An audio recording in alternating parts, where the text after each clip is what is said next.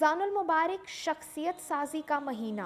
रोज़े की हालत में इंसानी जिस्म तवानाई पैदा करता रहता है और जब मैदा बिल्कुल खाली हो जाता है तो जहरीले मादे ज़ाया करने के साथ साथ जिस्म को नई एनर्जी भी देता है। इसलिए मामूल की तरह काम जारी रखना चाहिए। रमज़ान के रोज़े रखने से इंसान के अंदर सब्र व तहम्मुल का मादा बढ़ जाता है। रहमतों, बरकतों और पुरनूर लम्हात से मामूर एक मुबारक महीना शुरू हो चुका है और यकीनन इस वक्त ज़मीन पर मौजूद अहले ईमान खुशकिस्मत तरीन लोग हैं जिन्हें अल्लाह ने ये अजीम महीना अता किया है। आप सल्लल्लाहु अलैहि वसल्लम से मंसूब एक दुआ है कि ए अल्लाह हमें रजब और शबान में बरकत दे और हमें रमज़ान तक पहुँचा। इस दुआ से भी इस महीने की फजीलत मालूम होती है। इस महीने के पहले हिस्से को रहमत, दूसरे को मगफरत और तीसरे को जहन्नम से निजात का अशरा कहा गया है। पहले 10 दिनों में अहले ईमान पर अल्लाह की तरफ से ख़ास रहमत नाजिल होती रहती है। ये रहमत इलाही इस कायनात की सबसे कीमती मता है और हर वो बंदा जिस पर अल्लाह की रहमत बरस रही हो तो फिर इसकी परेशानियाँ, फ़िक्रें और मसाइल कहाँ रह सकते हैं।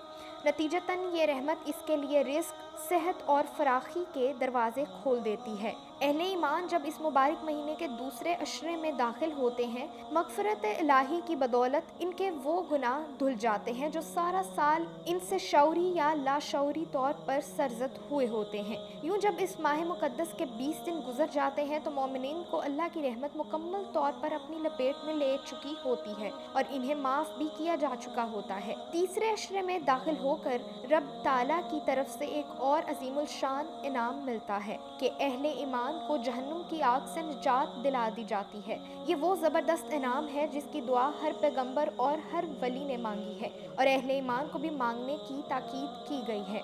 इसी अशरे में एक और रात लैलतुल कदर की है जिसको 1000 रातों से बेहतर रात कहा गया है और जिसमें मांगी गई हर दुआ कबूल की जाती है। इस रात की इबादत को पूरे साल की नफली इबादत से बेहतर करार दिया गया है। ये वो रात है जिसको पाने के लिए अहले ईमान कई रातों को शब बेदारी करते हैं और अगर किसी को ये रात मिल जाए तो वो खुद को दुनिया का खुशकिस्मत तरीन इंसान समझता है। ये महीना जहाँ इंसानों के लिए सवाब और दर्जात की बुलंदी का पैगाम लाता है, वहीं ये शख्सियत साजी का भी एक सुनहरी मौका है। रमज़ान में हमारी शख्सियत साजी कैसे होती है, आइए इस पर एक नज़र दौड़ाते हैं। खुद पर कंट्रोल। रमज़ान का असल मकसद इंसान के अंदर 2 तरह की कुव्वतों को मजबूत करना है। एक रूहानी कुव्वत जिसकी वजह से वो गुनाहों से बच सके और दूसरी जिस्मानी कुव्वत जिसकी बदौलत वो खाने पीने की अशिया से गुरेज कर सके।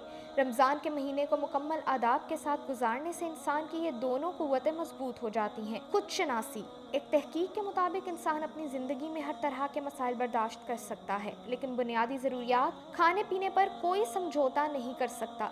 रोज़ा अल्लाह का वो हुक्म है जिसमें अहले ईमान अपनी बुनियादी ज़रूरत को छोड़ देते हैं और जब इंसान कुर्बानी के इस दर्जे पर पहुंच जाता है तो फिर अल्लाह इसको ये इनाम भी देता है कि वो खुद को जान जाता है, वो खुद शनास बन जाता है। आला ज़र्फ़ी। रमज़ान के रोज़े रखने से इंसान के अंदर सब्र व तहम्मुल का मादा बढ़ जाता है और यह चीज़ इसके अंदर आला ज़र्फ़ी पैदा करती है। आला ज़र्फ़ इंसान ज़िंदगी की मुश्किलात या दूसरों की दी गई तकालीफ को बड़ी आसानी के साथ सह जाता है। आला ज़र्फ़ी की ये खूबी इसको दूसरों से मुमताज़ बना देती है। इंसान के सामने लजीज़ खाना और खुश जायका मशरूबात पड़े होते हैं लेकिन वो फिर भी उन्हें हाथ नहीं लगा रहा होता। ये इस बात का ऐलान होता है कि मैं अपने रब के हुक्म का पाबंद हूँ और इसके सामने सर न डर करता हूँ। इसका मेरे लिए जो भी हुक्म होगा वो मुझे सर आँखों पर कबूल होगा। अल्लाह रब्बुल इज़्ज़त को अपने बंदों की आजिज़ी बहुत पसंद है और इसी आजिज़ी की बदौलत वो इन पर तरक्कियों और कामयाबियों के दरवाज़े खोलता है। रवैयों में तब्दीली। रमज़ान हमें सब्र व तहम्मुल का सबक देने के साथ साथ नरमी और सिला रहमी का भी बेहतरीन मौका देता है। जब इंसान अपने रब का हुक्म मान कर उसके सामने आजिज़ी इख्तियार कर लेता है तो फिर मखलूक के साथ भी इसका रवैया बेहतरीन हो जाता है। ट्रेनिंग।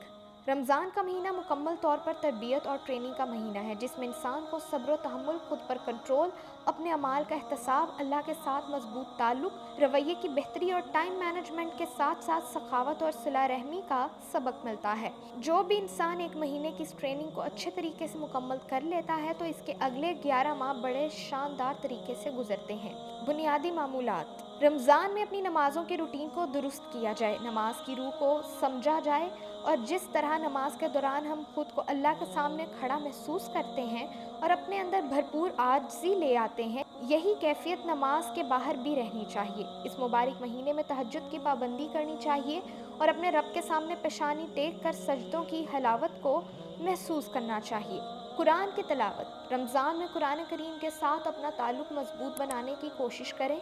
قرآن کو ترجمے کے ساتھ پڑھا جائے اور اس کے لیے باقاعدہ ایک ترتیب بنا لی جائے تاکہ ہمیں معلوم ہو کہ جس کتاب کے ہم ماننے والے ہیں وہ ہم سے کیا چاہتی ہے۔ قرآن کو سمجھ کر پڑھنے سے انسان کو زندگی کا اصل مقصد سمجھ آ جاتا ہے۔ صلہ رحمی۔ رمضان میں ہمیں بھوک رکھ کر ایک طرح سے یہ سبق دیا جاتا ہے کہ ہم اپنے ارد گرد ان لوگوں کا بھی احساس کریں جو رمضان کے بغیر بھی بھوکے ہوتے ہیں۔